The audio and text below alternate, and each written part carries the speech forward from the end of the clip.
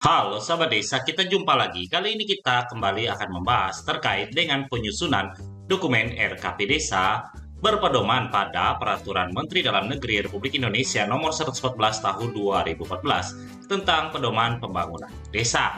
Nah, untuk penyusunan RKP Desa, kita akan memadukan dua data dengan aplikasi Siskudes.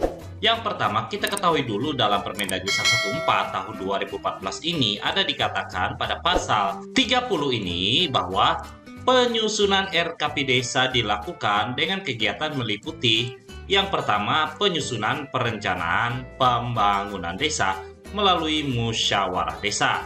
Yang mana untuk huruf A ini adalah yang diamanatkan pada pasal 31 ini.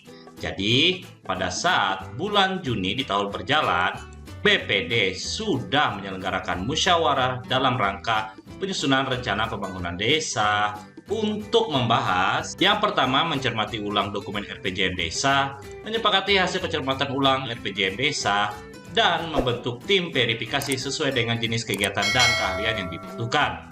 Berikutnya, barulah kepala desa akan membentuk tim penyusun RKP Desa yang terdiri dari kepala desa selaku pembina, sekretaris selaku ketua, ketua lembaga pemberdayaan masyarakat selaku sekretaris, dan sebagainya yang disampaikan di huruf D ini. Berikutnya kita kembali ke pasal 30, di mana tadi sudah dibahas yaitu amanat huruf A dan huruf B.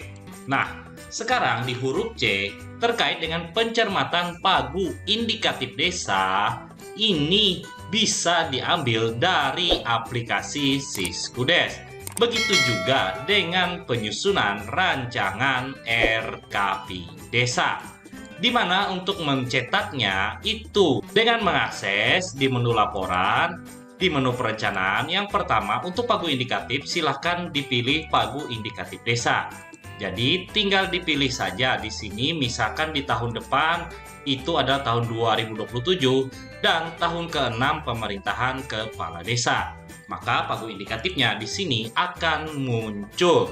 Jadi pemerintah desa tidak usah lagi untuk menginput manual karena pagu indikatif ini sudah ada. Bisa kita lihat di sini sumber dana indikatif, baik itu dana desa, bagi hasil pajak dan sebagainya, itu sudah tersedia. Berikutnya, juga untuk penyusunan rancangan RKP Desa, ini tersedia pada aplikasi Siskudes, di mana pada saat pemerintah desa mencetak di menu masih di perencanaan dan di laporan RKP Desa tahunan, kita lakukan cetak, dan inilah rancangan RKP Desanya. Yang pasti di sini tahun 2027. Nah, agar bisa mengambil pagu indikatif desa dan penyusunan rancangan RKP Desa ini dari Siskudes, itu tentunya pemerintah desa sudah selesai menginput di menu yaitu data entry perencanaan RPJM Desa.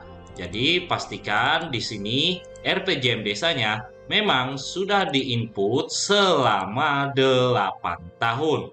Jadi kalau belum diinput selama 8 tahun, maka itu tidak akan bisa muncul terkait pagu indikatif dan rancangan RKP Desanya.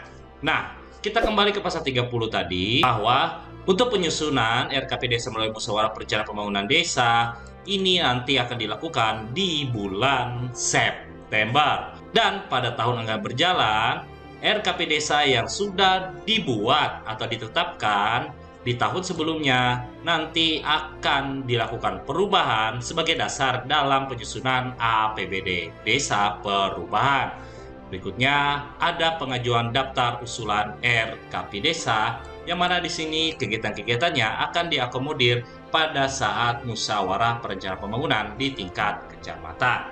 Jadi dari sini dapat kita simpulkan bahwa dalam hal penyusunan RKP Desa itu ada kegiatan-kegiatan yang dilakukan oleh pemerintah desa yang disampaikan pasal 30 ayat 2 mulai huruf A sampai huruf I ini pada Permendagri 114 tahun 2014 tentang pedoman pembangunan desa. Namun ada dua dokumen dalam penyusunan RKP Desa yang bisa diambil datanya dari Siskudes. yaitu yang pertama pencermatan pagu indikatif desa dan penyusunan rancangan RKP desa, yang mana dua dokumen itu tinggal pemerintah desa mencetaknya di menu laporan di perencanaan desa, yaitu laporan RKP desa tahunan dan laporan pagu indikatif desa.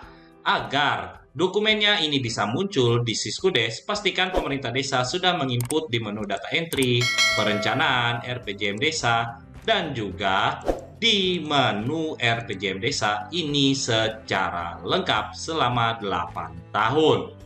Mungkin sekian dulu video kita kali ini. Terima kasih sudah menonton dan sampai jumpa lagi.